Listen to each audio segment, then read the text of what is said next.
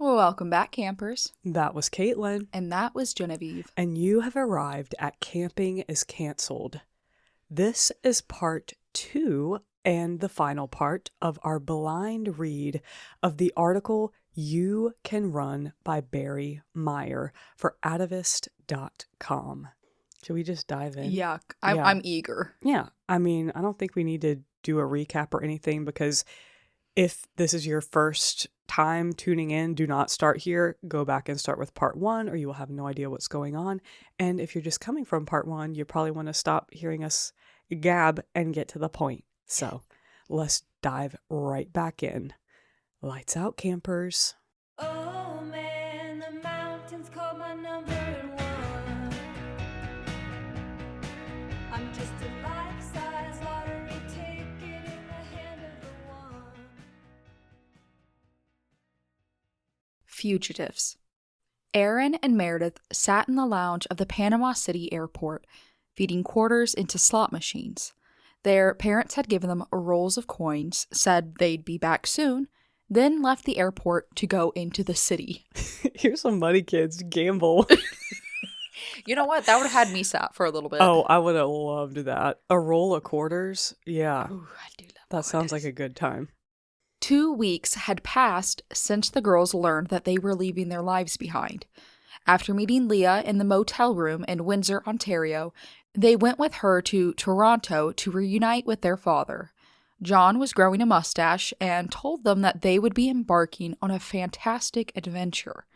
From there, the family went to Montreal, where Leah had her hair dyed brown and Erin got the short haircut she'd always wanted. As a joke, John and his daughters posed for a photograph wearing costume noses and eyeglasses, the kind found in a novelty shop. Josefina also arrived in Montreal, apparently to deliver counterfeit passports. Good God. Oh. Her job description must have been, pages and pages long. Yeah. I Good hope she was Lord. paid well. When she was later interviewed by the U.S. agents, Josefina denied any wrongdoing and said that she had no knowledge of the cocaine trafficking operation. At night, the girls got to stay in their own hotel room. When Erin turned on the television, she noticed an adult film option.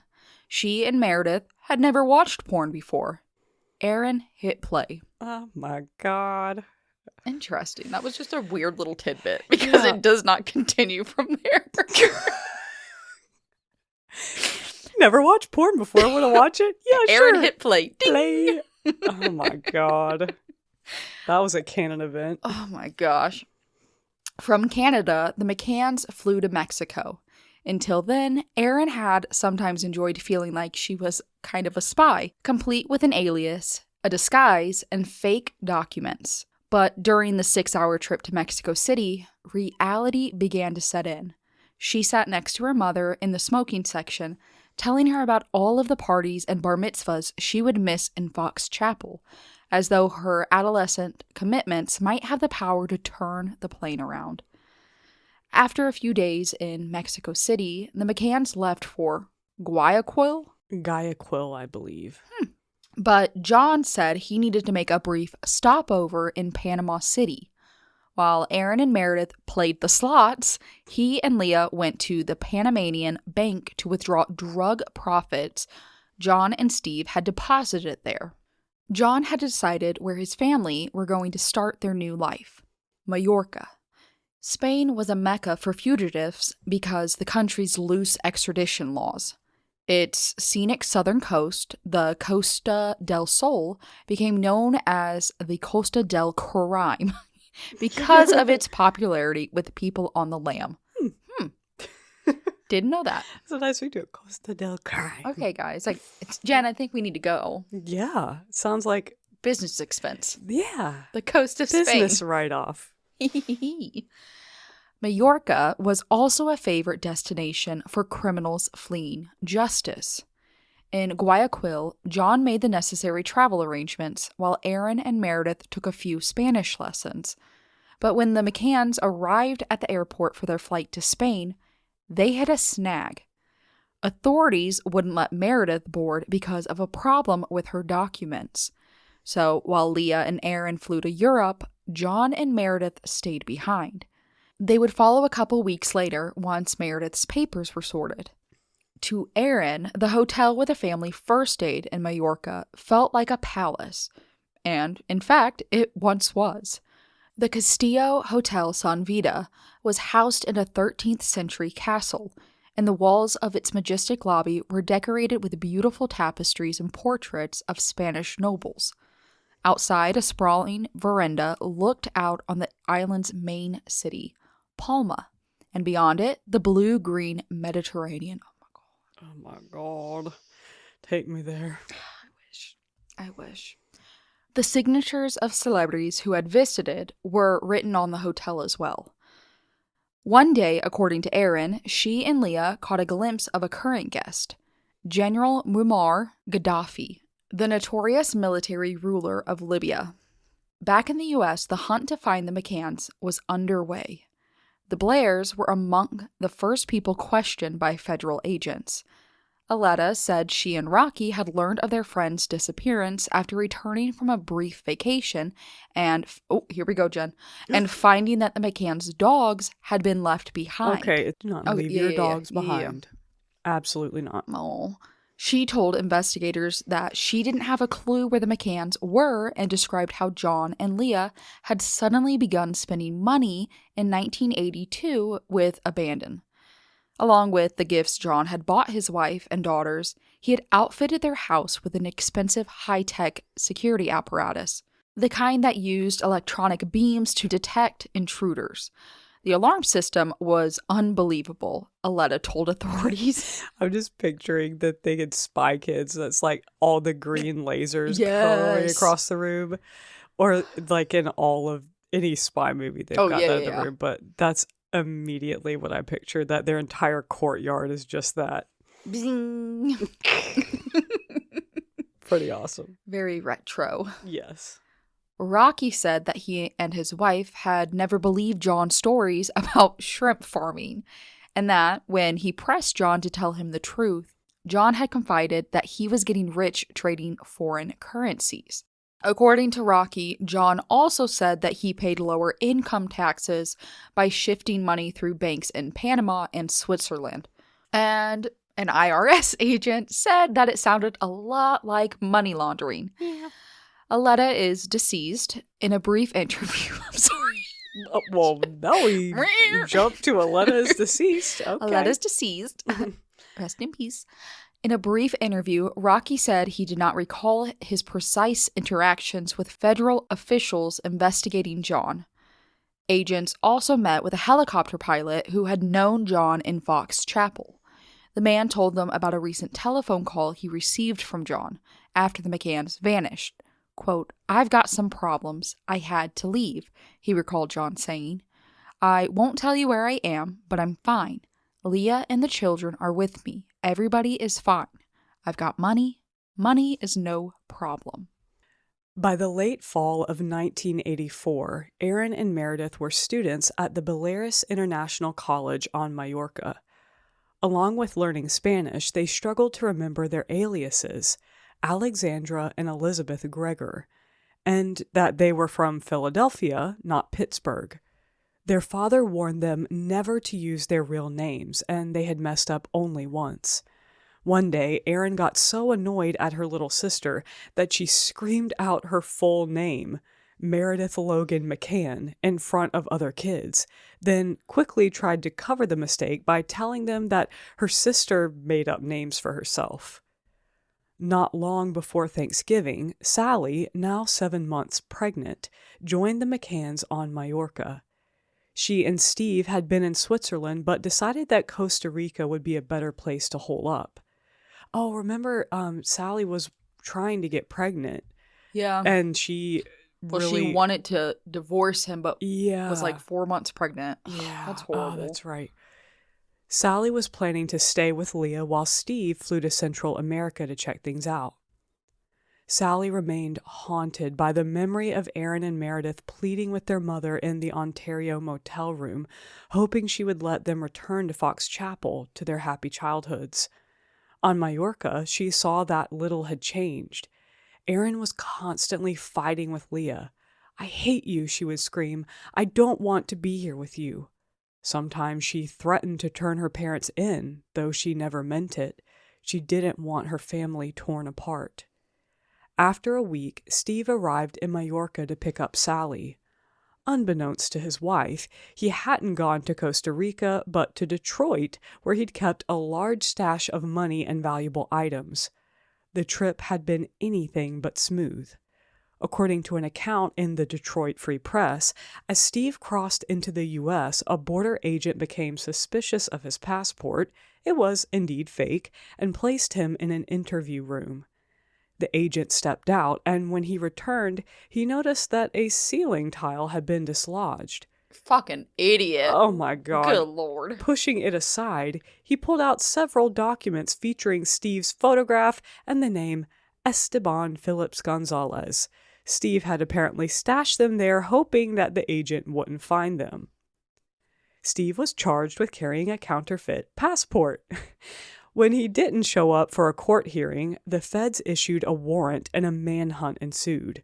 Steve, who was hiding out in hotels, managed to meet with his girlfriend, Heidi, and other people he trusted, and he'd told them about the location of safes and storage lockers where he put his valuables. I hope his commissary money was dry when he was in prison. If he goes to prison, I hate him.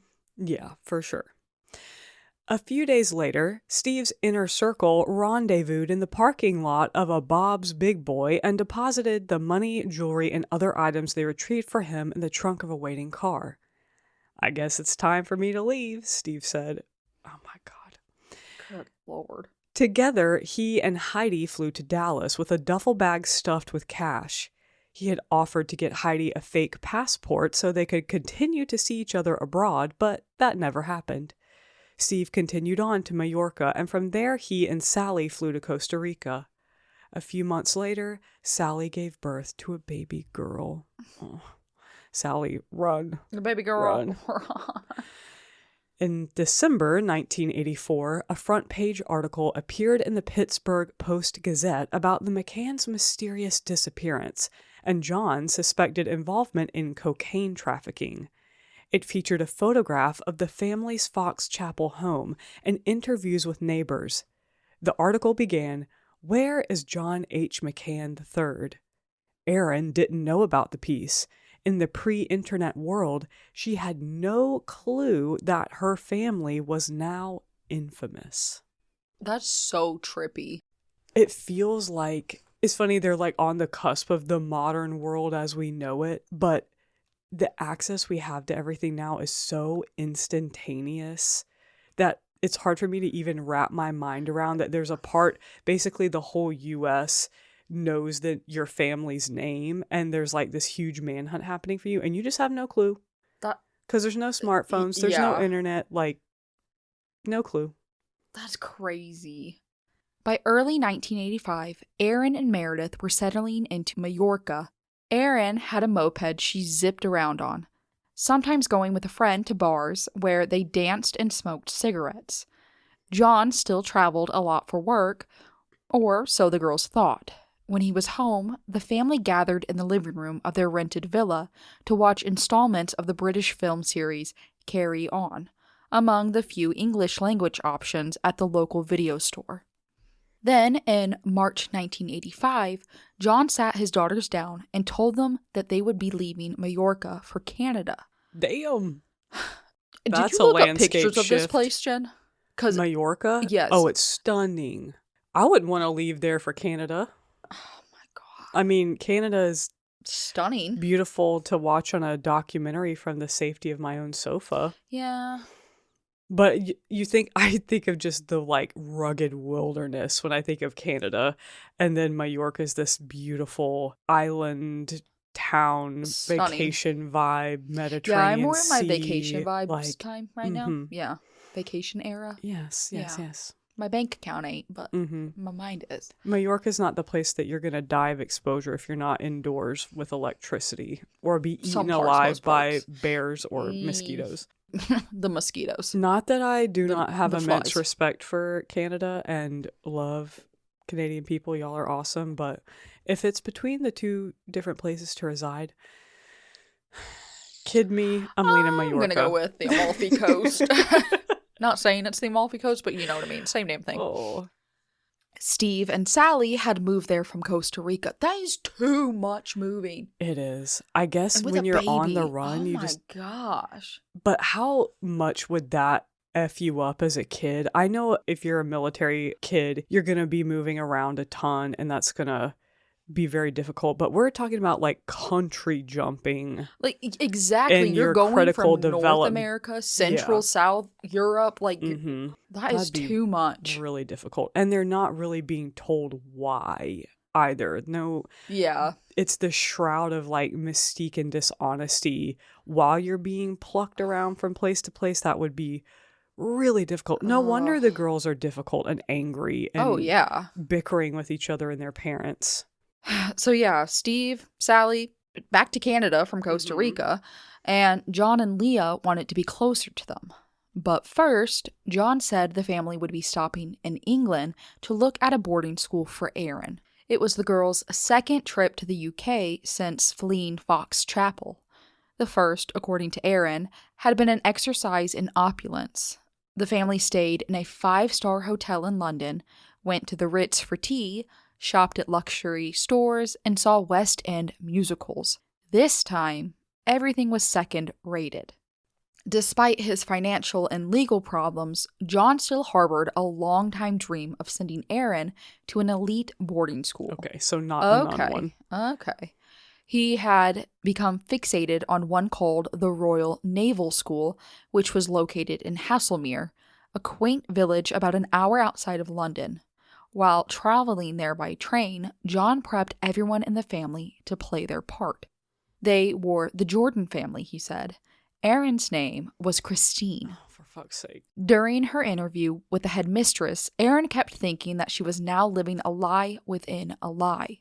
She couldn't believe that her father was thinking of sending her away. Maybe the interview was his idea of a joke, a mean one. When her family left campus, she hoped never to see the place again. After the McCanns arrived in Canada, there was a family reunion at a Toronto hotel. Steve and Sally were there with their new daughter. So were Leah's parents, who had come from York, and John's mother, in from Philadelphia. Erin and Meredith were glad to see their grandparents, whom they had spoken to only occasionally on the phone since going on the run. It wasn't clear what their grandparents knew about the reasons the family had fled the U.S., though John's mother, Ruth, had told federal agents the previous December that she didn't believe her son was involved in drugs. He doesn't even smoke, she said. He couldn't possibly be smuggling cocaine Maybe. in shrimp's butts. It's shrimp butt. Ruth also told the agents that she believed the government was wasting resources on the investigation because all drugs should be legalized. Oh, Lord. And Oh, then she, Ruth. like, trips and a huge bag of cocaine falls out of her bra. Hey, she's on that morphine right now. You never know. I mean, A few months later, federal agents paid Leah and Sally's parents a visit to ask if they had heard from their daughters. They said that Leah and Sally sometimes called, but never mentioned where they were. They didn't tell investigators about the Toronto reunion, but they did mention that John and Steve had once taken them to the Bahamas. What they didn't know was that suitcases filled with cocaine were stowed on the charter boat that brought them back to the U.S. that's also so difficult. What do you do when you talk to your grandparents? They want to know what you up to, like what you been doing, where you been going, like, and as a kid, so then what do you talk about? That's just Yeah, I don't. the level of on edge that they had to be all the time to maintain whatever world their father instructed them that they were existing as, or whatever person they were existing as. As Well- interesting as this story is, I would like to be getting more firsthand accounts from the girls, because I'm sure they exist out there somewhere, but that's the part of this that is fascinating to me, is what must have been going on in their own little worlds because of the bullshit that their dad is pulling. And I feel like I feel bad for them because they're obviously having their needs met, like their living needs met. In a way, yeah. And they're getting to see all these beautiful places, and they're Mhm. getting to go to 5-star places, stay in hotels, palaces, all that crap. Yeah. So, like, you can't complain about that, like, but you're still living a shitty life. So I just can't imagine, like, the mental strain they're going through, where it's Yeah. like, well, we're still getting to do this, but they ripped us from our life. Yeah, and none of it is real. That's the No. thing too, is that it's all dangling by a thread. It could be ripped It's away at any horrible, yeah. moment when and if their dad gets caught. And they don't know even that he's a criminal. Yeah. So, or I'm sure they suspect, but I don't know. Anyways, continue. So, Steve and Sally, now known as the Martins, decided to settle down in Vancouver, where Steve and a friend started a company selling Canadian lottery tickets to gamblers outside the country. He also began managing a Studio 54 style nightclub called Ammmnesia. Oh, spelled Ammnesia. Ah. The extra M was added for style. John, who had become dependent on Steve for money, rented a ranch house outside Lumbee, a small village in British Columbia about 5 hours from Vancouver. He told the landlord his name was Jack James McCarthy and that he was a lawyer, investment advisor, and geologist who, following a recent heart attack, had been urged by a doctor to find a quiet place to live. Lumbee's location among stretches of grassland and pine forest fit the bill. The lies and the stories are exhausting. It's exhausting. Genuinely stressing me out. Like, again, with the map hopping and then the name hopping and then, like... Oh, I've already forgotten all the previous names. How do you keep track of which one you are? So, Meredith's parents got her a horse, and she made a new best friend, Denica, who lived on a nearby farm. The girls went on cattle drives together, and Denica showed Meredith how to raise and slaughter chickens. Erin wasn't around. Her father hadn't played a joke on her in the UK. Not long after the McCanns relocated to Canada, Erin found herself riding up an escalator at the Vancouver airport, watching as her parents disappeared from view down below. She was bound for the Royal Naval School. Ugh. Oh, God. Erin was miserable. In Fox Chapel, she had her own room with a phone. At the Royal Naval School, she shared a room with 6 other girls. God, that would send me. If those windows weren't barred, I would have been out one. Absolutely fucking not. She walked a mile every morning from her dormitory to the building where classes were held, and did the reverse after dinner. When her classmates went home on weekends, she stayed on campus by herself or went into London. Erin tried to look cool by buying a pair of electric blue boots. They did not make her feel any better. On Sundays, Erin talked to Leah on the phone about the latest episodes of Dallas and Dynasty, except when Leah didn't call, leaving Erin waiting by the phone.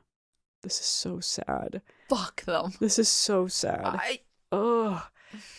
Erin wrote letters to Meredith but never heard back. The only family member to visit her was Steve, who turned up unexpectedly one day. He told Erin that he was on his way to Germany for his lottery ticket business and wanted to see if she was okay. No. Obviously not. Back in Lumbee, when spring arrived, Leah and Meredith, whose latest alias was Allison, cleared a plot of earth to plant vegetables. John, who had traded his suits for blue jeans and gingham shirts, was busy with other projects. He brought in truckloads of topsoil and sealed up the basement of the family's rented house, covering the windows with foil and putting a padlock on the door. He told his family not to go down there. And what have we said? What have we said? What in the J. Smith, Dennis Rader, Israel Keys, anyone else you can name ass about a room that other people aren't allowed to go in? Especially a basement. Meanwhile, John and Leah, who now went by Lisa, threw parties for their neighbors that were different from the ones locals usually attended. Guests were offered a cocktail some of them had never tasted before, a Manhattan. That summer, when Erin came to Lumbee on school break, so they let her come see them on a break. Gosh. She thought that she had found a way to avoid going back to the UK. She told her parents that she wouldn't fly overseas again unless she had a US passport because she was sick of being hassled about her Ecuadorian one. Authorities always raised an eyebrow at the blonde girl with the East Coast accent carrying a passport that said she was from South America. Yes, yeah. But Erin underestimated John's resolve to keep her at an elite school. He managed to get a birth certificate from Georgia, and Leah took it to a public library. There, Erin watched her mother use a typewriter to alter the document. Then John and Leah took a risk, traveling to Spokane, Washington to get their daughter a passport using the forged document. Within days, Erin was on a flight back to London. There's a picture right here of I John hate and Leah them. McCann, and I am double middle fingers-ing it because absolute... I hate them. While the McCanns were in Lumbee, their Fox Chapel home was put up for auction to pay off the mortgage. It had sat empty since the family vanished. Erin and Meredith's best friends, Rachel and Courtney, had explored it once, climbing in through an open window. The place looked ransacked. Dresser drawers and clothing lay scattered on the floor. Courtney saw a pile of credit cards issued to names she didn't recognize. They took some stuffed animals when they left so they could return them to Erin and Meredith when they saw the sisters again. After the house sold, Courtney introduced herself to the new owners. She told them about the McCanns and their disappearance, and she offered to show them some of the house's nooks that she had gotten to know while playing with Meredith. Hey, let me into your house. I can show you around. Oh my god. In the basement was a bookcase she hadn't seen before. It had a button on top of that, when pushed, caused the bookcase to swing open. Federal agents were alerted and searched the house for other secret compartments. Oh my god. Again, the Spy Kids house. I want. By mid-1985, prosecutor Michael Leibson still didn't know where John and Steve were hiding, but he was learning that John had swindled people for years. First to support his lifestyle, then to bankroll drug buys, because some of his victims had contacted the authorities. The former owner of a clothing boutique in Fox Chapel, where Leah shopped, described how John approached her after she retired, offering investment opportunities. He told her that he had found a way to identify future locations of fast food franchises and was making money by buying the properties and flipping them. When John fled, the woman said he took $75,000 of her retirement savings with him. Oh my god. Several participants in John and Steve's smuggling ring also agreed to testify against them. One of them was a former helicopter pilot named James Scarfone, who had flown John around during his time in the coal industry and later worked for him as a gopher. Scarface? I honestly don't know. It probably phony. Phony. I don't know. Scarfone had accompanied John on 2 trips to South America, but was fired in 1983 for getting into a fight with another pilot. Afterward, Scarfone's wife noticed that he was becoming increasingly anxious and paranoid. One day, he went berserk and tore down all the curtains and blinds in their home. Scarfone was hospitalized, and a doctor told his wife that he was addicted to cocaine. Scarfone said he had gotten the drugs from John and was snorting them from the shrimp's asses. Added that last bit, but you know. He just ripping down. He's like, "Where's my shrimp? Where's the shrimp? Oh my lord. Where'd you put the shrimp?" And that is why drugs should not be legalized. Yeah. In interviews with federal agents, Scarfone described how John and Steve came into his hotel room during one South American trip with 2 large suitcases, filled with plastic bags of cocaine. So all I can see are shrimp. John handed him a bottle of aftershave and a seal a meal, a machine used to store food leftovers. He instructed Scarfoni to coat each bag of coat with aftershave before using the vacuum sealer to encase it in another layer of plastic. How do you like that? Scarfoni recalled John saying. Now you're an international smuggler. In parentheses, Scarfoni is deceased. I wonder would the aftershave be because they were trying to deter drug sniffing dogs? I don't know. Or maybe it would make it look like something else. It would smell different and look different. Yeah. That's interesting. I've never heard of that. Huh. An old high school friend of Steve's named Timothy Allen Dick also spoke with investigators. Years later, he would gain fame as Tim Allen. Shut up. What? We got Tim Allen in here? What? I know he was arrested for drugs. What? That's crazy. An old high school friend of Steve's? Yeah. What? That's crazy. Oh, okay. So, yes, this says, yes, aftershave and other fragrances have historically been used to hide drugs in two distinct ways, by using the liquid to mask the smell, and by utilizing the bottles as physical concealment devices. So that would obviously be, they were just using it to... so were they like sealing it and then shoving it back in?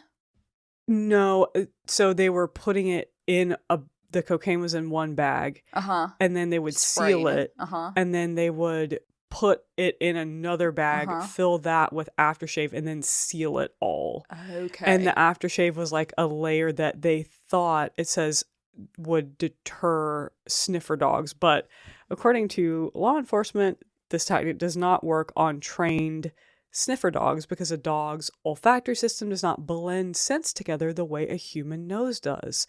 Instead, a dog can easily isolate and identify individual odor layers, pinpointing the illicit substance right through the heavy mask of aftershave. Maybe, I don't know. Back to Tim Allen. What the hell? What if... The star of the television show Home Improvement and hit movies including The Santa Claus. But back in the early 1980s, Tim Allen was on parole after serving prison time on a drug charge. Steve hired him to do marketings for his shoe stores and his Trans Am racing. But Tim told federal agents he'd stopped working for Steve after hearing rumors that he was selling drugs. He's like, I served my time, I ain't doing this. Yeah. According to Tim, Steve then mistakenly suspected he was the person who tipped off the government to his coke smuggling. He probably thinks I'm responsible for all of this, Tim told the feds. Tim Allen did not respond to an interview request made through his publicist. Even as a fugitive, Steve missed the game. He wanted to go back to work, one of his accomplices later testified, go back to Bolivia. But when the authorities finally located Steve, it wasn't because of anything his friends or collaborators had said. He was tripped up by his own arrogance and sloppiness. Obviously. Saw that one coming. Yeah. He's literally hopping back over to the U.S. for pussy. Yeah, and you have to go through Baby, that customs shit's every international. time. And you're married. You're married. I can't. In late 1985, he was having dinner with Sally, his wife, and some friends at a restaurant in Whistler, the ski resort near Vancouver, when Mounties walked in and arrested him. A lottery ticket broker in Germany, who Steve visited after seeing Erin at boarding school, discovered that Steve had stolen his customer list and filed a complaint with the Canadian authorities. During their investigation, the Mounties reportedly found something Steve couldn't bring himself to destroy: his membership card in the Sports Car Club of America, bearing his real name. And authorities soon discovered that he was wanted in the U.S. on drug charges. When they arrested him in Whistler, Sally, who was pregnant with their second child, was carrying fake identification. She was taken to a woman's detention center. She later recalled being placed in a cell and hosed down with cold water. What? Yikes. Leah panicked when she heard about Steve's and Sally's arrest and decided to leave Lumbee right away. On the way out of town, she let Meredith say goodbye to Denica. Years later, Danica would recall her friend saying she had to go to Philadelphia because her grandfather was very ill. Meredith handed Danica a carrier containing a cat she had adopted and asked her to take care of it until she got back. Oh. Erin sensed that something was wrong when her parents sent her a plane ticket to Seattle rather than Vancouver for winter break. After landing, she was questioned by border agents who were skeptical that she was from Georgia. They wanted to know why I didn't have a southern accent, she recalled. We all got different accents, and I just came from, what do you mean? I just came from the UK. Yeah.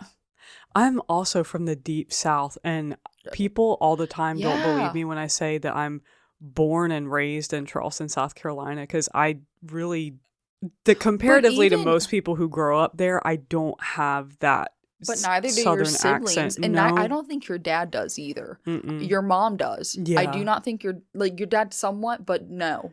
It's That's weird. I But mean, both of his parents did have a more heavy southern drawl, but I don't know what it is. both of my aunts, my dad's sisters, both have Mhm. southern accents, but my dad and his brother do not. Like, there are certain things I'll say, certain turns of phrase, or every now and then I'll catch myself and I'll be like, that kind of had like a little twang to it. I do say pecan. Yeah, because you pee in a can, you don't pee in a con. Exactly. Thank you. But yeah, that seems like a dumb reason to me. That's such a weird reason to stop somebody. Yeah. Like, that's your safety protocols. Like, you're not from Georgia. You don't That have would an be accent. when my bitch would come out, because I'd be like, no, even though this is all made up, but God bless you. I would be like, I'm absolutely from there. It's so weird. Yeah. So when she finally got to her family, they were holed up in a cheap motel, and her parents were arguing about where to go next. Leah said if they were going to be arrested, she preferred that it happen in the US, but John wanted to go back to Canada, where the odds of getting caught seemed lower. Yeah, you don't want to be getting thrown in a prison. I mean, some like in U.S. South prisons are bad enough, America. but Get different. Yeah, I'm gonna, you know what? I'll try out my luck in America. yeah, Or my ass is going back to Switzerland or something. yeah, for Sweden. real. Leah won the argument, and the family rented a house in Marysville, 35 miles north of Seattle. Leah told people that she met that her husband was a lawyer for the Securities and Exchange Commission. John told a different story. Oh my God. That both he and his wife were lawyers for Lloyd's of London, the insurer. You dumbass, they're gonna check. They're gonna check. By early 1986, Erin and Meredith had been on the run with their parents for 17 months. See, in my head, this is like 10 years. This No. is like, it's just like, it's so much in so little time. Yeah. I Oh don't know my if God. that's Yeah. worse or better.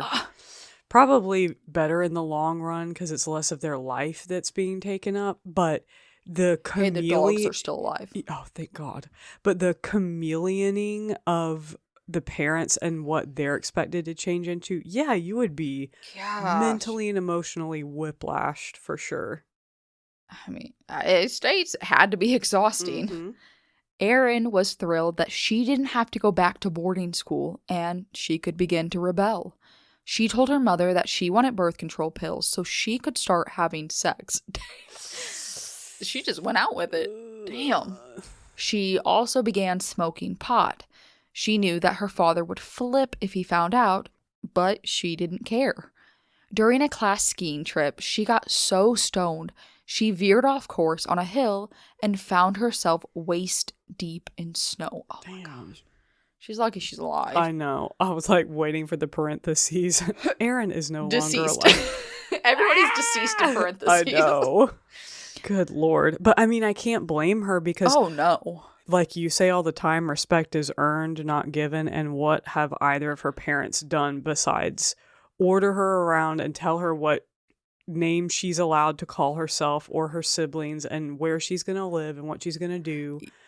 The minute they left me at an airport, I would have found my way back to my real home. Fuck you. Like, yeah. I'm not going to boarding school. No. No. Around the same time, investigators working with Michael Leibson found a critical piece of evidence in the case against Steve and John. The modified pickup truck used to smuggle coke across the U.S.-Mexico border.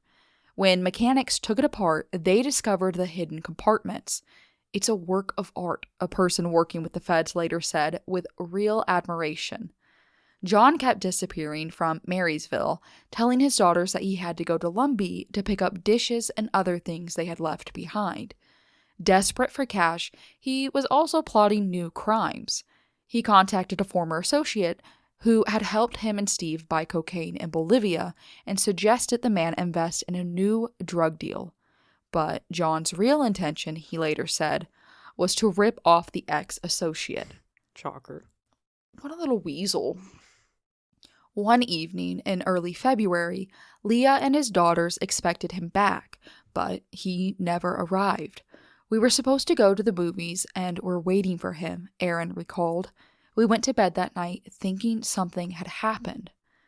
They were right. When John reached a U.S. border crossing near the town of Sumas, Washington, authorities questioned him about his Canadian driver's license because he sounded American. Oh, Lord. Goodness. When they discovered that the license was counterfeit, John was arrested. Soon enough, officials discovered that he was the subject of a drug smuggling investigation. John had reached the end of the road as a fugitive. Good God. Here we go, Jen. Next chapter. Justice. And all this stuff about John, I think why I have so little patience for him is that if he was doing something that was like genuinely contributing to the world, even if it was shady and illegal, Yeah.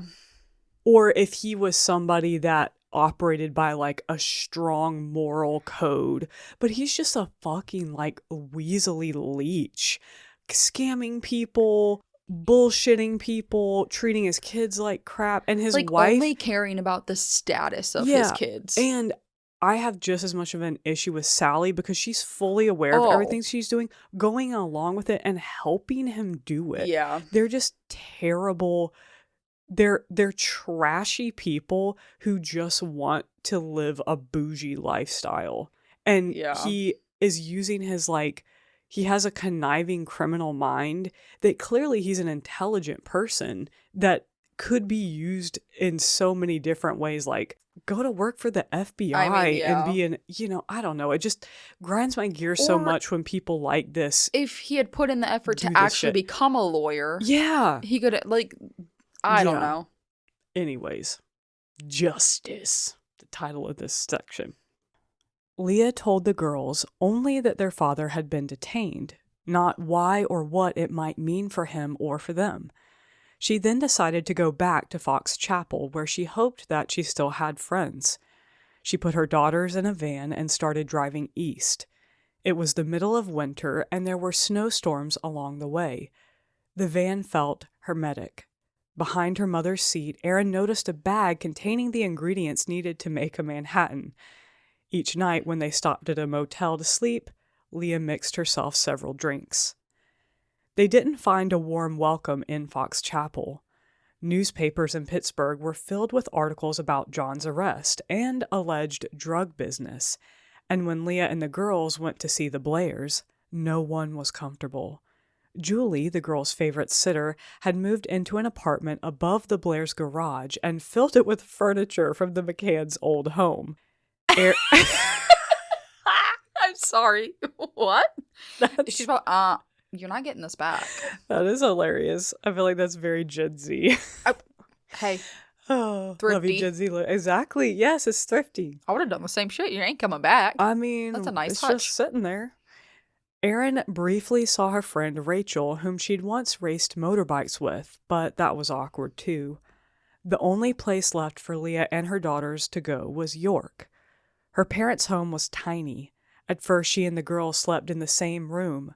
They had kept a remnant of their father's life as a fugitive, his Betamax machine. Oh my God. Okay.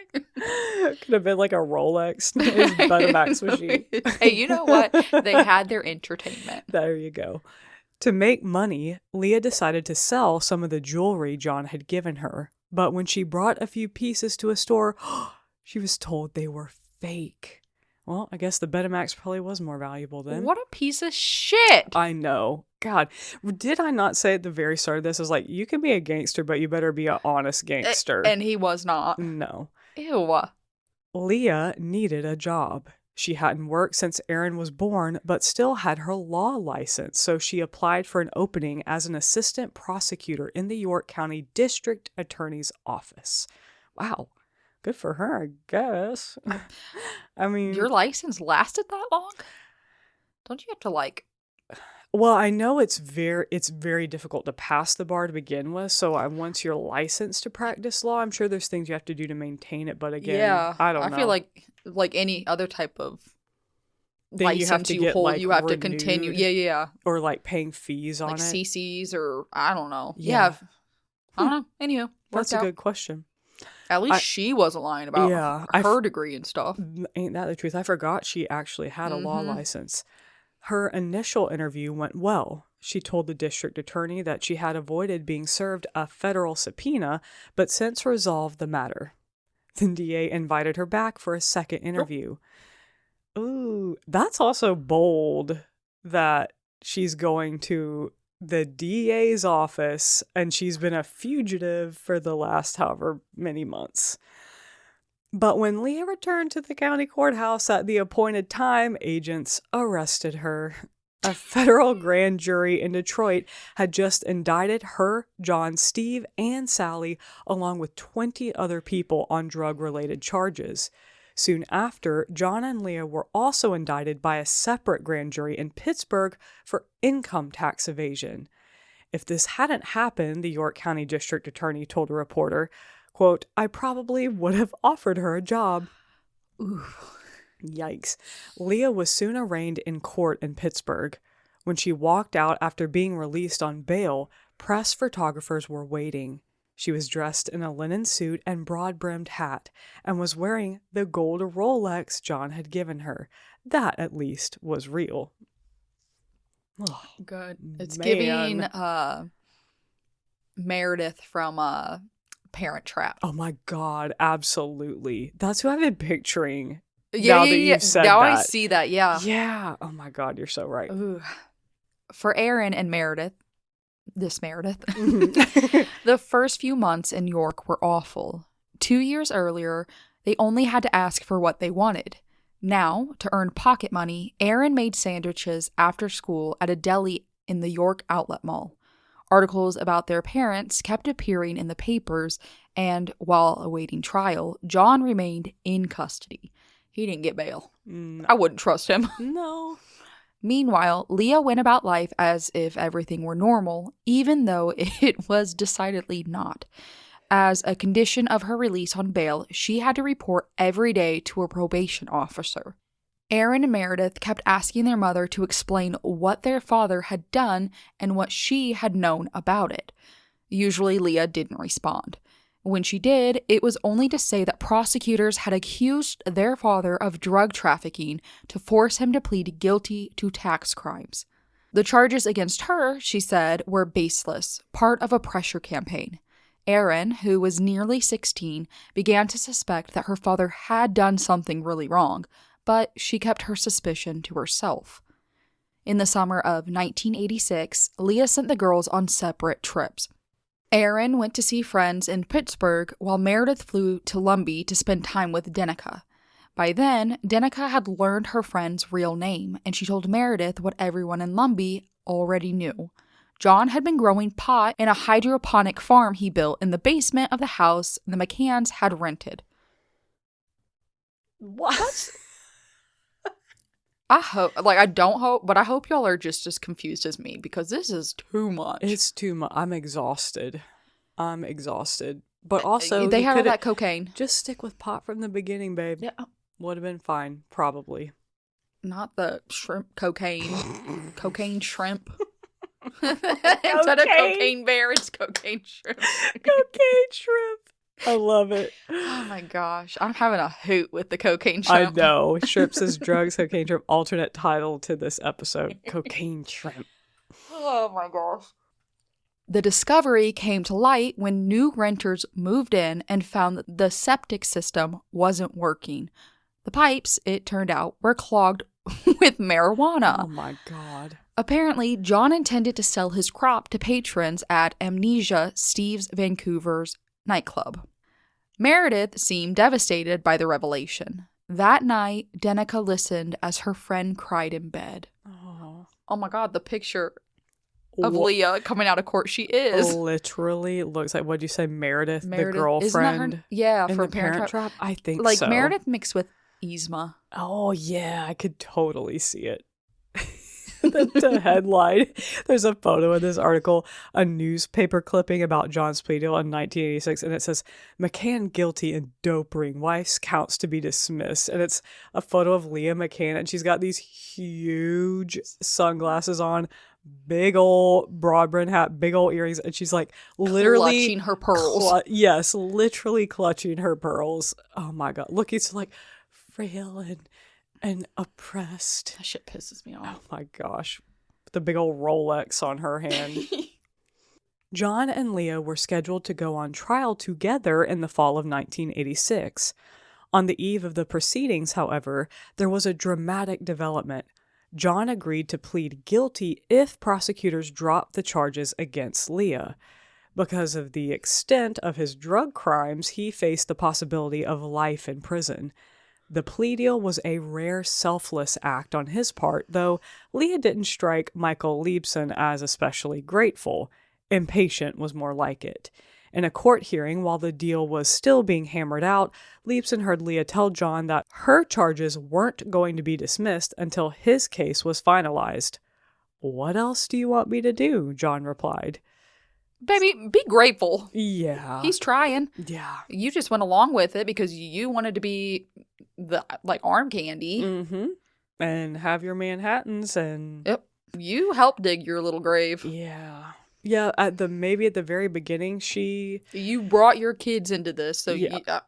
It's the bringing of the kids into it knowingly then, and then actively participating in the sketchy passports and all that shit. I'm like, no, that's where she lost my being like, you weren't a victim.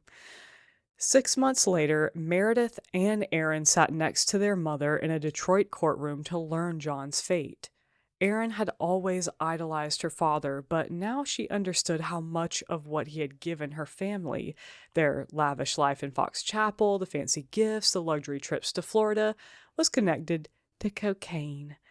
Still, she wanted to believe him when he blamed everything on Steve. Of course he did, because he's a narcissist. Oh my gosh. John told his daughters that their uncle had lured him into drug smuggling and that Steve's recklessness caused them both to get caught. Erin had always adored Steve. He visited her in the UK when no one else did, and when she was younger, he taught her to shoot a rifle. Now she was starting to despise him. Prior to sentencing, John had sent a letter to the presiding judge, Barbara Hackett, laying responsibility for everything at Steve's feet and explaining that he had always planned to stop selling coke once his family was financially secure. I bet you were, buddy. Also, he's just throwing Steve under the bus, not even throwing him, tying him down and running him over and backing over him again. Oh, again, a rat. Yeah. He's a and that's a shame to all rats. Aren't you supposed to, you never ever give up your fellow people that you're in crime with? If The Sopranos taught me anything, you never... Snitches don't get stitches. Snitches get 2 in the back of the head and their bodies sunk to the bottom of the ocean. They take a little boat ride and they don't come back. The truth is, my heart was never really in the drug trade, he wrote. The letter backfired. Your involvement in this is pure greed, Hackett told him in the hearing in Detroit. To even suggest that your role in this is peripheral is really a sham. Damn right, babe. Yeah. Damn right. I'll take it one step further and say ludicrous, insane. What's everyone saying now? Crazy work. Crazy work. To even suggest your role in This Is Perfect Role is crazy work. She also reprimanded him for claiming that he was only trying to do right by his family. As much as you suggest you love your wife and your children, you moved them from country to country using phony identifications, imposing on them lifestyles and anxieties during very formative years, Hackett said. She sentenced John to life in prison without the possibility of parole, plus an additional 100 years. Damn. His daughters watched his face collapse as he was escorted out of the courtroom in handcuffs. I just have to make a comment because this blows my mind. Like, yes, life in prison without the possibility of parole plus an additional 100 years. He got more time for that than many people get for literally serial killing. It doesn't make sense to me. And that just blows my mind because right now I'm reading a book about Ted Bundy, researching for a future case. But if he hadn't gotten tried in Florida, essentially my understanding is he most likely would not have gotten sentenced to death because Florida is very death penalty happy. But if he had managed to keep things in Colorado or any other place out west, he would have just spent the rest of his life in prison. So, like, you think of somebody like this man who, yes, he's a sleazebag, but like him and Ted Bundy could get the same prison sentence. That's what just kind of blows my mind about the justice system. I can only imagine he's getting these years for multiple charges. Yeah. That are being stacked. And then, I mean, I don't, it doesn't make sense to me. And I even scoffed. I was like 100 years. Like, just give him 3 life sentences. Like, I like the extra, it's like, it's just stupid. It's all just like jargon for all that crap that doesn't make sense to me. And I would love for somebody to explain it to me. Do you think that he should have been able to get the possibility of parole? Like, the type of criminal that he is, do you think that he could redeem himself to be back on the street? Or, like, living some sort of life outside of the prison system? See, it's hard for me to sit here and be the judge of that. I don't know. But at the same time, he didn't kill anybody. Yeah. So, like... That's what's hard to wrap my mind around is like, I'm sure his cocaine was responsible for ODs or whatever the fuck. I'm not saying that's great by any means. But serial killers, mass murderers, all those people that go out there and do things intentionally... You should not be like, you cannot redeem that crime. But to be like the level of evil that's like lock him up, throw away the key. To me, this is a type of personality that can then be an asset to law enforcement because they know how to manipulate systems and work through cracks, and like he's clearly very intuitive. And so do we just lock him up and throw away the key, or do we make him like work for the good side? I don't know. That's such a hard question because it's such an opinionated type answer, and everybody has their own opinions. It's like the death penalty. Do you like, and then sentencing? Should you get this amount of time? Like, should taxpayers be paying for you to still live and to get food and be fed and all that? I don't know if this type of personality could be rehabilitated, but I could see him, like you said, being used to help. Like, if if he's not gonna, he's a rat. He's gonna get back out and he's gonna go scam other people. Yeah, I fully believe that, but I don't know that. I just believe it. But he's just not that type of criminal that you think of like, oh, he could never be out in normal society because he's gonna, slit somebody's throat any chance he gets. It's not that. It really is a good thinking point, but it's such, like I said, it's such a hard thinking point because it's so opinionated based. And you're gonna have people that are like, he shouldn't get any prison. He should get like death penalty. He should drugs should be legal. Yeah, it's weird. Anyways, but it's a good conversation. No. Back in York, it didn't take long for Leah to move on. She started dating a local prosecutor who specialized in drug cases. About a Ooh, year. She's fucking messy. That is messy. Damn, Jen. Oh my god. She said, I know how to help myself. That's hilarious. You done gave me fake jewelry. Fuck you. So that was her. Man. That was the way she got back. She is a messy bitch. Hussy. About a year after John went to prison, she announced to her daughters that she was divorcing their father and getting remarried. Meredith walked over to a framed photograph of her parents hanging on the wall in their home. She smashed her fist into it, shattering the glass. Oh. Yeah, see, this is where I'm like, fuck both Leah and John, because you fucked your kids up. Absolutely. Fuck you. Absolutely. Nope. Erin tried to be a normal teenager. She got her driver's license and cruised around York in a burgundy Chrysler Cordoba that belonged to her grandmother. The car had a white leatherette interior, and she and Meredith nicknamed it Lola after the 1970 hit by the Kinks. Erin didn't talk much about her family's ordeal. Only some of her friends knew scattered details. Then, on a drive to Philadelphia with her friend Jill, Erin unloaded. She spent the whole trip talking about her time on the run. She wasn't emotional, but there was an edge to her voice, Jill later said. She told me about how her parents dropped her at boarding school with false passports. By then, Erin and Meredith had begun traveling to Virginia to visit John in federal prison. The girls always arrived with a plastic bag filled with quarters so they could buy snacks from the vending machines. They would spend a few hours with their father talking and eating microwave popcorn, peanut M&Ms, and Charleston chews. He seemed upbeat, telling them jokes. After each visit, they would get letters from him containing to-do lists and news stories about how to get rich. Oh my god. He was stewing. Soon, John had come up with a plan to win early release. In 1988, he injected himself into a major political controversy, the Iran-Contra affair, by notifying a U.S. Senate committee that he had first-hand information about the role one of the scandal's key players, General Manuel Noriega of Panama, apologies if I mispronounced that, had played in international drug trafficking. He said, bitch, if I'm going down, I got names. That summer, John sat at a witness table inside a congressional hearing room wearing a suit and tie. In testimony broadcast on CNN, he detailed meetings he claimed to have had with a Panamanian strongman to win his approval to smuggle cocaine through his country.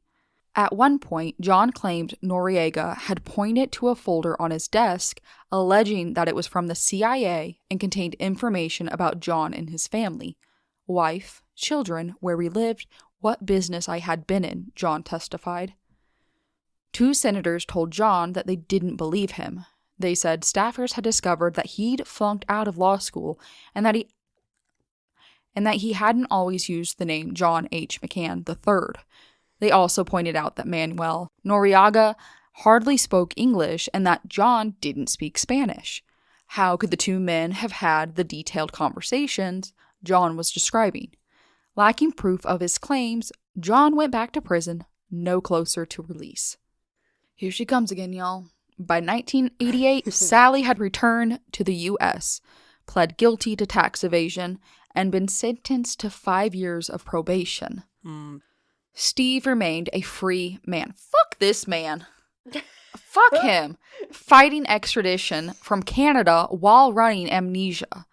It wasn't until 1991 that he lost his final appeal and was taken to a Vancouver jail to await transportation over the border. Good, you fucker. Steve. Who freaking left his pregnant wife, went back to the U.S. for pussy. Oh, yeah. Mm-mm. Yeah. Absolutely. Like, I don't feel that bad that he got thrown under the bus. Hell no. Anticipating this moment, Steve had choreographed an escape plan. Inside his cell, he reportedly cut open his leg, collected the blood in a cup, and drank it. This man is unhinged. That just gave me such a wave of nausea. That makes me feel so... I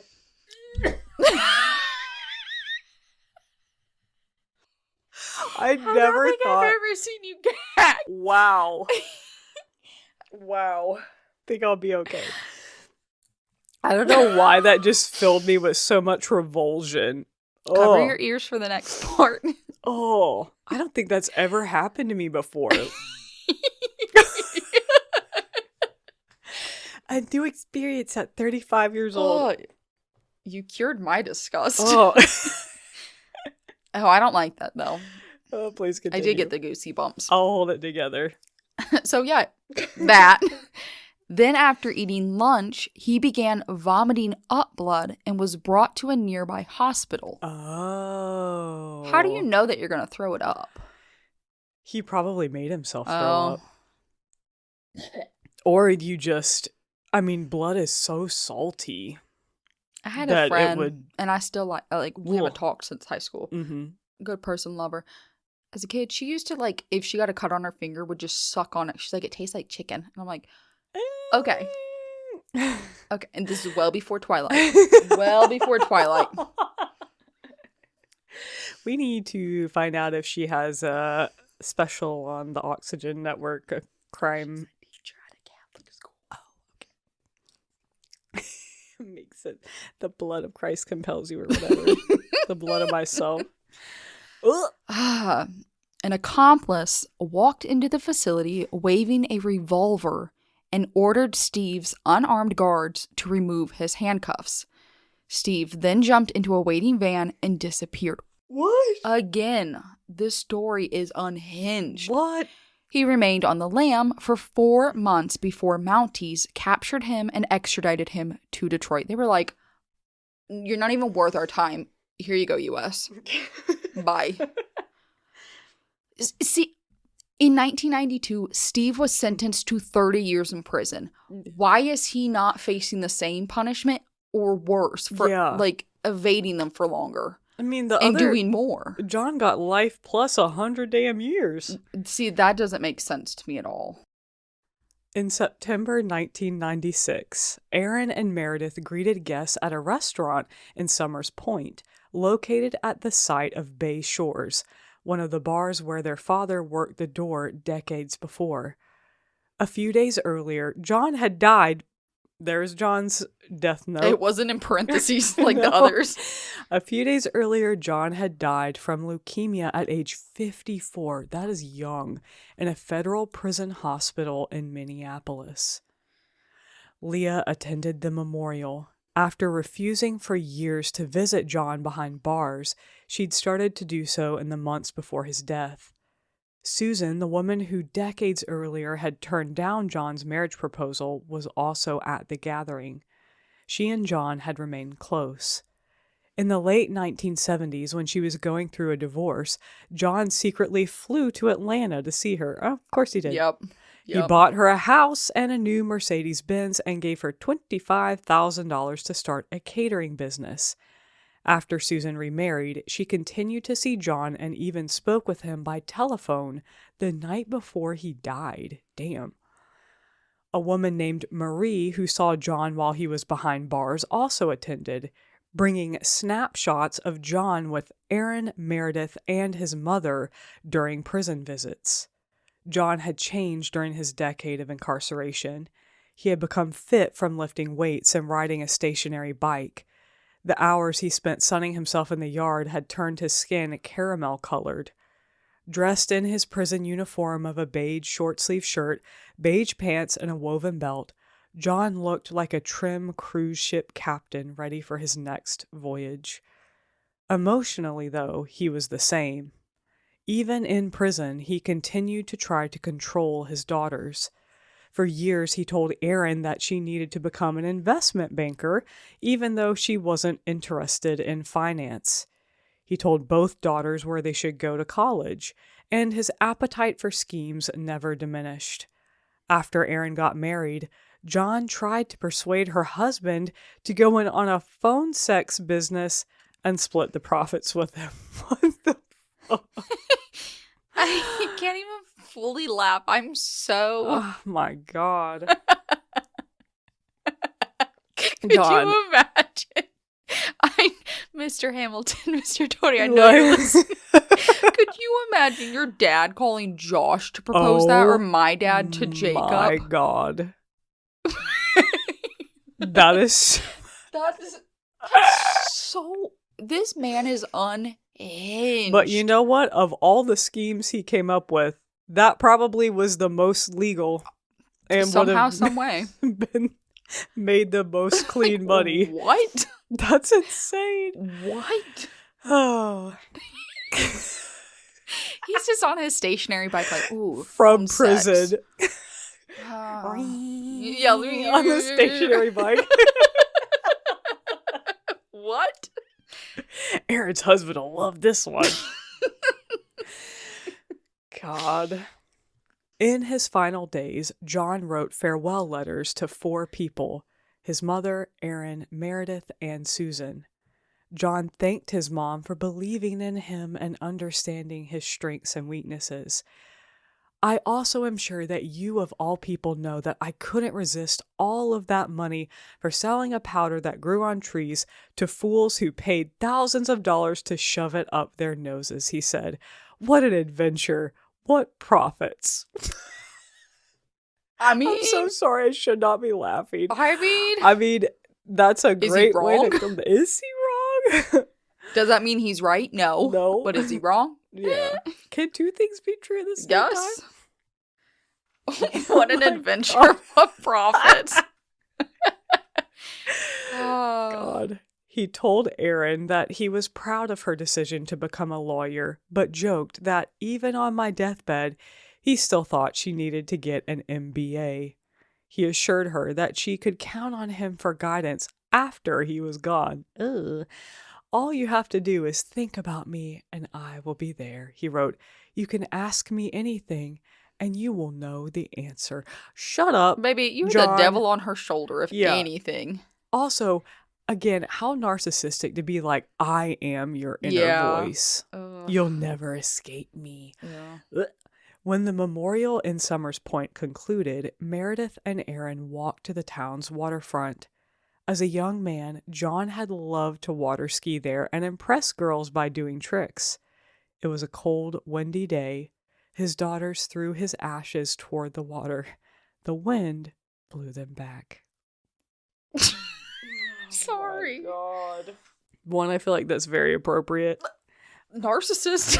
But that also brings me to mind of a very dear friend of mine telling me a story, and she laughs when she tells it, so I'm feel safe resharing this, but she basically just said that when a relative of hers passed away, and they were super elderly, like it was like an expected death, not a sad death, but you know, the family like took her ashes to this like mountain stream and went to release them in the stream, and it was somewhere that was like in where she spent a lot of time as a child. I don't know, Mhm. somewhere like, you know, and it was like a flowing water. It wasn't like stagnant water, and I guess people do this a lot. But she said, my mom is singing Amazing Grace loudly as my dad wades out into the water to dump the ashes, and they were supposed to like, you know, float downstream.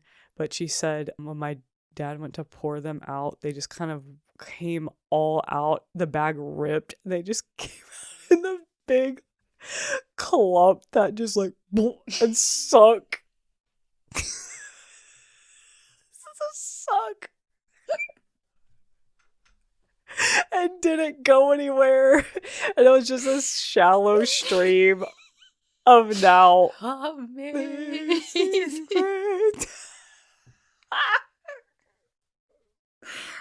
That's the kind of shit I love. Oh, that sounds like an episode of like Schitt's Creek, The Office, like that. If that ain't some rom-com shit right there, or not rom-com, sitcom shit, rom-com too, a good rom-com where there's dark humor. Oh my Could you imagine God. if the dad just started like drowning?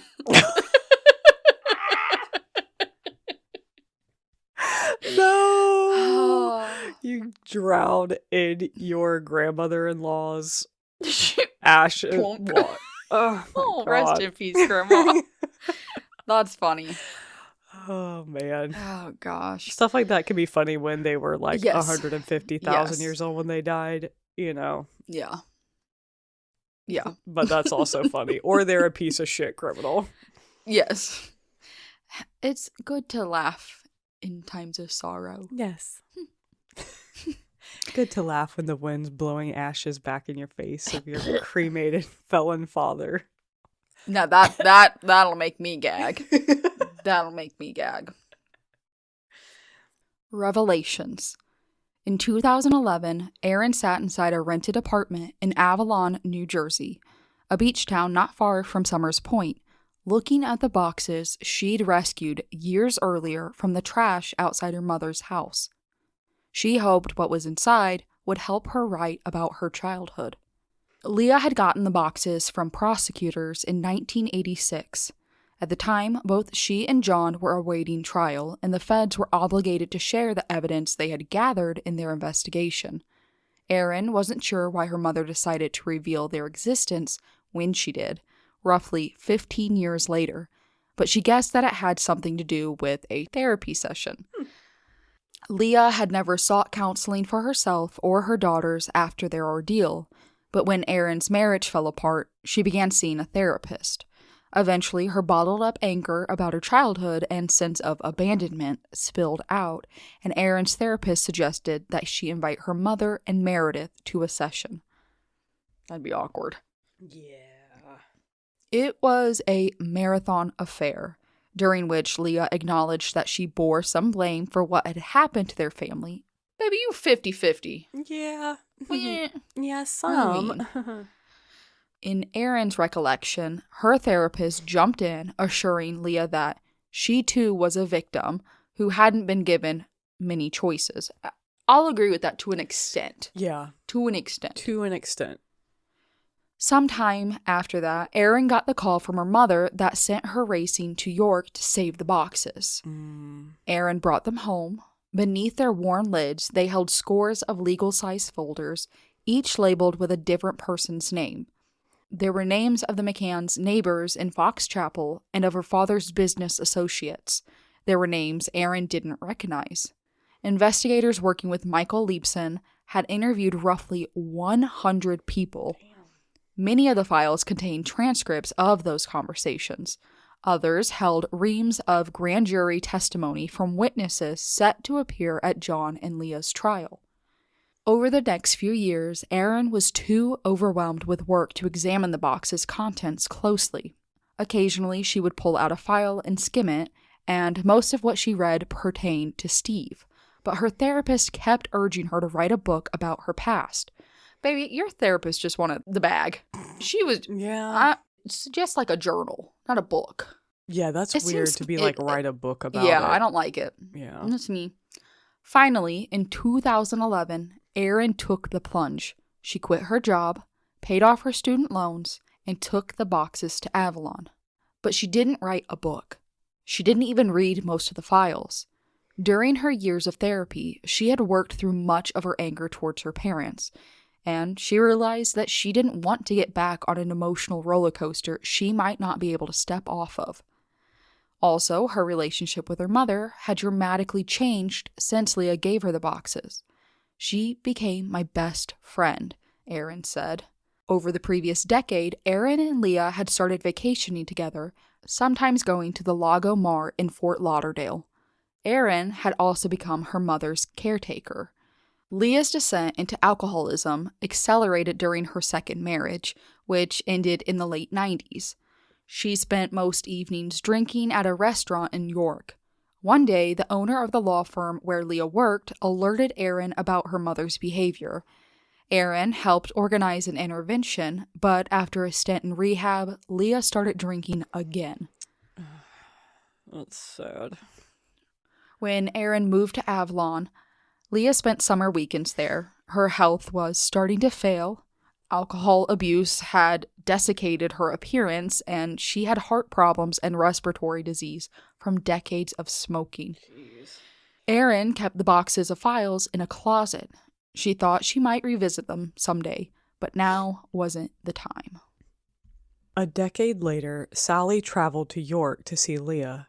Her sister was dying of cancer, and Sally hoped that she would finally tell Erin and Meredith the truth about what she had done. After their time on the run, the two sisters took very different paths. Sally divorced Steve, but delayed getting remarried until her children were older because she didn't want to introduce new complications into their young lives.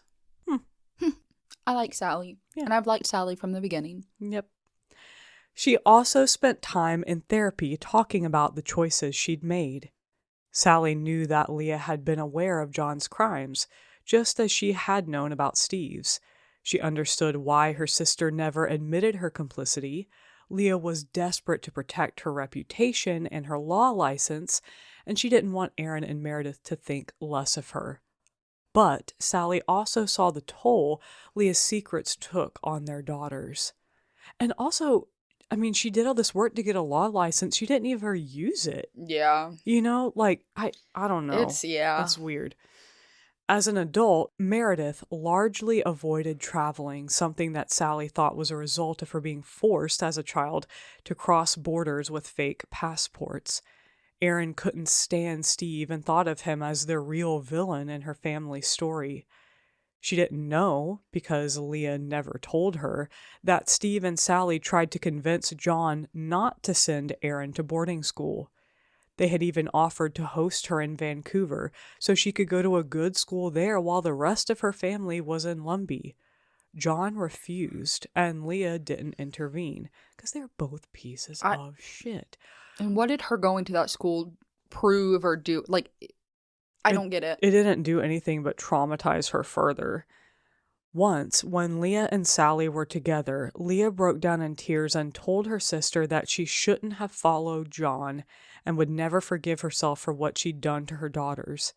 "I feel like I failed them," she said. "I feel like they hate me."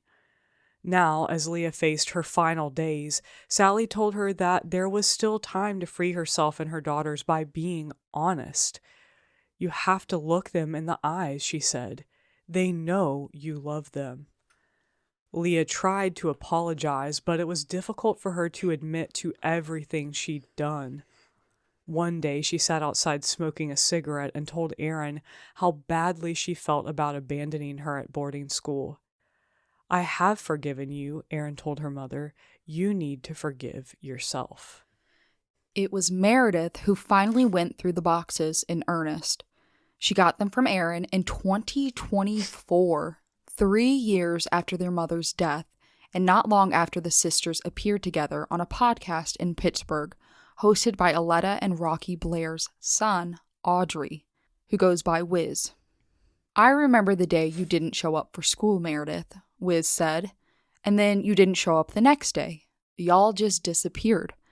Meredith said her dad Disney-fied everything that followed, trying to make the time he spent ducking justice seem like an adventure for his daughters.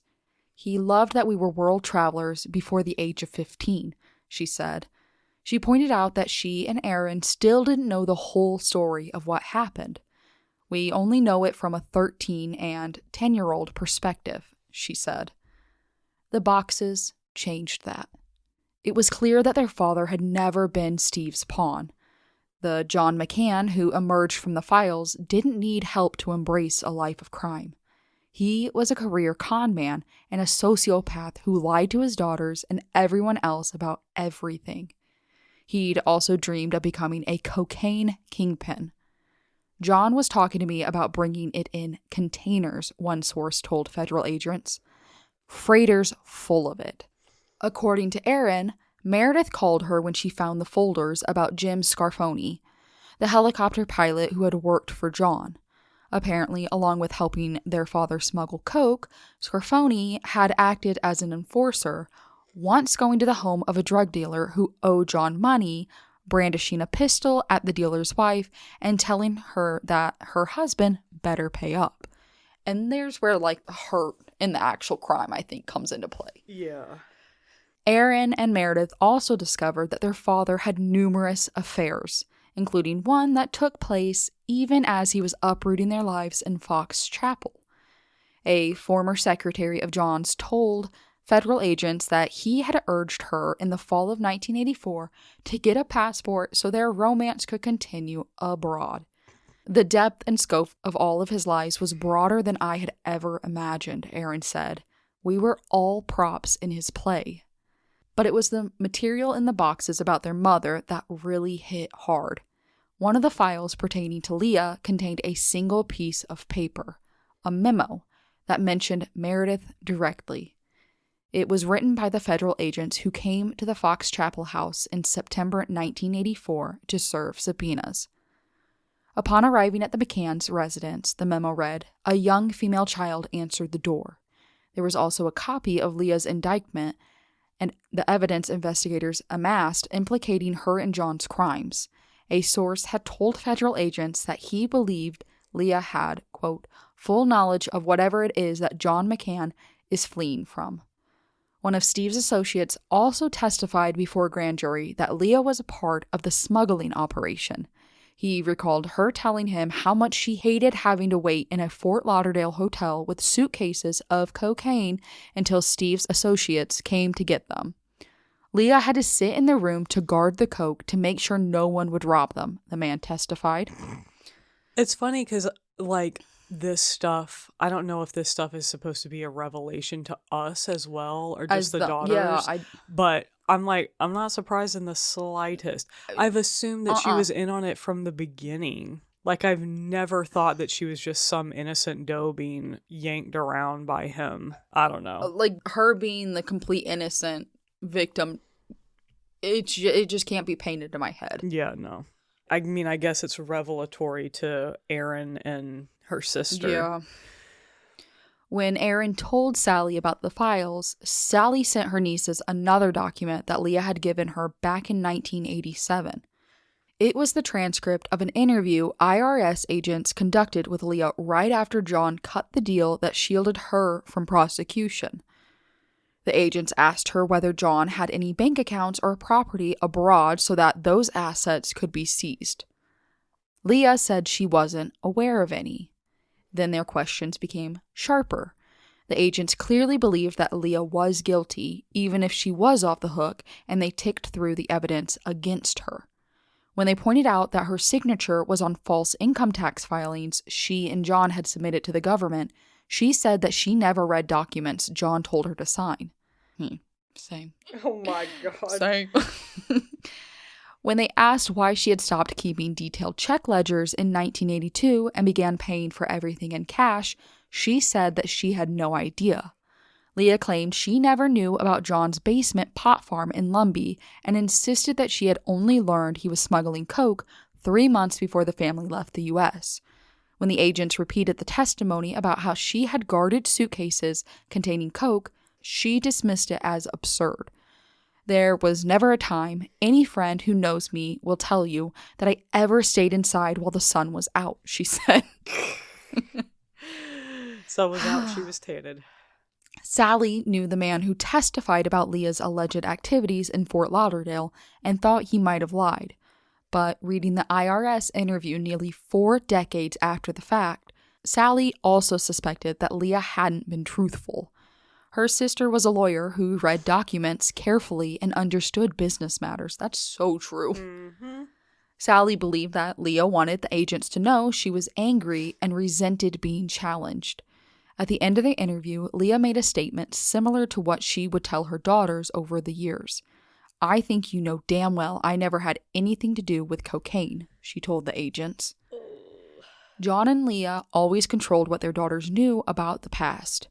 After the boxes, Erin and Meredith had a decision to make, whether to hate their parents for what they did and what they hid, or to find a way to love them in spite of it. The interesting thing is that Leah keeping the boxes to me and not burning them or paper shredding them, and she easily could have her just throwing them away. To me, that's like one of those things where whether it was subliminal, like it had to be something deep within her, but she wanted it to be found out. Like she wanted somebody to know the truth. Yeah. Kind of like how, I don't know, there's like a term for it, but where people have this, like, they do something where they're like, they want somebody to find out that they were the murderer or whatever, so they can have that feeling of relief. But I don't know. In a way, I can see that she was guilty to some extent. And her keeping it is like a way to like, she did feel sorry to her children. Yeah. Yeah, like her wanting them to find it somehow. Yeah, I could see it being that. Who knows? Or maybe she was just lazy. She was too busy drinking. I mean, that's also very possible, honestly. She just didn't concern herself with it. It was like out of sight, out of mind. I feel like that's her way of coping with her guilt as well. Yeah. So I don't know. Yikes. In the fall of 2024, Erin and Meredith arrived in Fox Chapel for a visit. Their old friends Rachel and Courtney were holding a celebration of life ceremony for their mother who'd recently died. The four women, now in their 50s, traded stories about their shared childhood. Rachel had never forgotten a big birthday bash John and Leah had thrown for Erin. It happened in December 1983, the month Erin turned 13, and the party was at a discotheque called Heaven. The movie Flashdance, which was shot in Pittsburgh, had just been released, and people danced to the film's theme song, "What a Feeling, Beings Believing I Can Have It All." Erin received a special present from her father, a ring embossed with the McCann family crest. It was the last birthday she celebrated before her family fled the country. Rachel remained appalled by what John and Leah did to their daughters. They robbed Erin and Meredith of their childhood and innocence, she said. But Erin didn't feel that way. She chose not to. She often said she felt grateful for everything that happened because it made her who she was. Meredith also made a decision. Before leaving Fox Chapel, she went to visit her old home. She hadn't been inside since the day Julie took her and Erin to the airport and put them on a flight to Detroit. The house's owners gave her a tour. Much of what she remembered from her childhood, the tree house, the log cabin from FAO Schwartz, the zip line, was gone. As Meredith was leaving, the owners gave her a gift. It was a rolled-up set of blueprints drawn by the architect her father had hired to renovate the house for his young family. John's handwriting was all over the plans. He had made notes back when every day in Fox Chapel felt full of promise. The end. That was a whirlwind. That was a journey. I feel exhausted. Yeah. Oh my God, is my mind exhausted. I know this isn't the typical survival story, but I think the ending very much wrapped it up as a survival story because it ends with the girls choosing to move on from what they serve, and other people look at them as if like your childhood was ruined, you guys lost all that, and you guys, but somehow they made it out of it. They chose to forgive, to move on, to...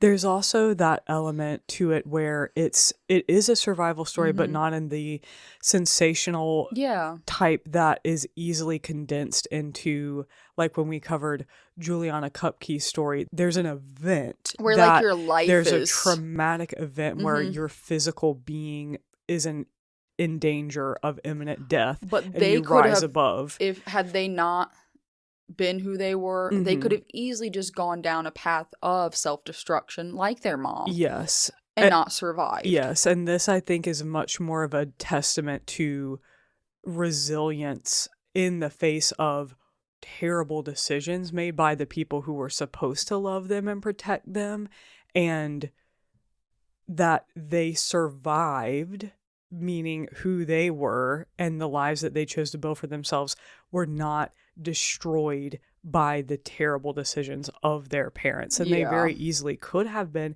And I mean, if we want to get really honest about it, their lives very easily could have been in literal danger because their father was all up in the cocaine business. I mean, they were with Josefina, Josefina straddling the equator. Josefina, I think you were in on it, baby. I think you knew what you were doing.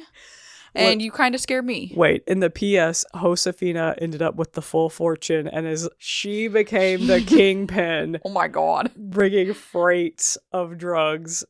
You know what? I love that journey for her. Hope that's what happened. As long as she didn't fuck up any kids along the way. Ginger Nutmeg? R.I.P. You're definitely dead by now. No. Like, without a doubt.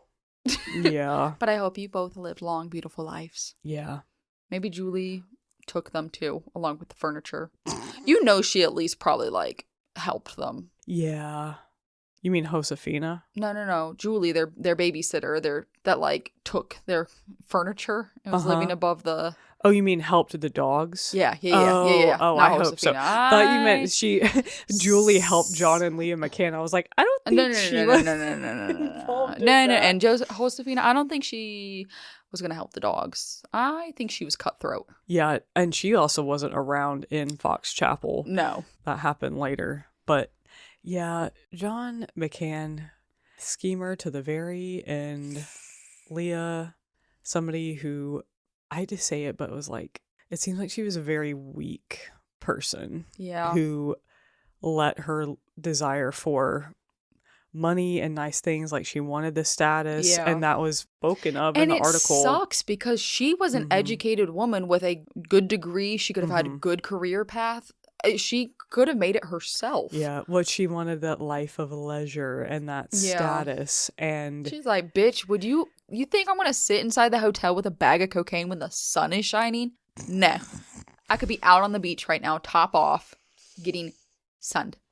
But what it came down to, honestly, was she just really damaged her daughters and slowly drank herself to death. That was the sum of her life. Yeah. Which is really sad. Well, and then John still spent his time incarcerated trying to manipulate and control his children to better his image, better him, to include him, to blah, blah, blah. And never really took responsibility or apologized for what he did. No. So I have nothing but respect for Erin and Meredith. I feel bad for the two babies that were ripped out of their lives, sent on this wild endeavor, no security, no love and warmth that they truly deserved. Yeah.